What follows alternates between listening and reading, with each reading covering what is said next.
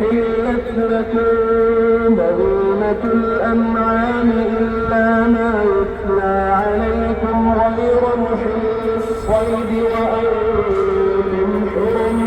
إن الله يحكم ما يريد. يا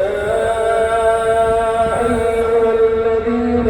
آمنوا لا تحلوا شعائر الله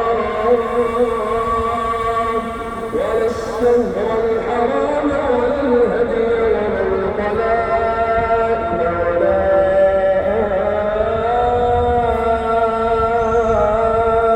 آمين البيت الحرام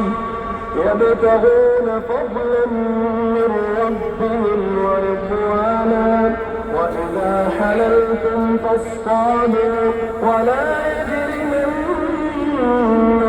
شنآن قوم أن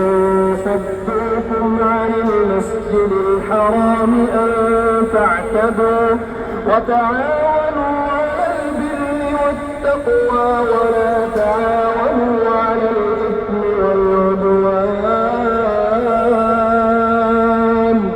واتقوا الله إن الله شديد العقاب.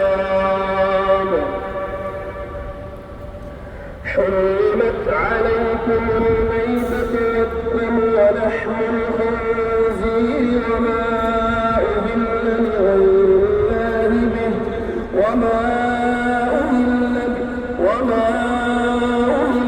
لغير الله به والمنخنقة والموقوذة والمتردية والنطيحة وما أكل السبع إلا ما ذكرتم وما ذبح على النصب وأن تستقسموا بالأزلام ذلكم فسق. اليوم يئس الذين كفروا من دينكم فلا تخشوهم واخشوني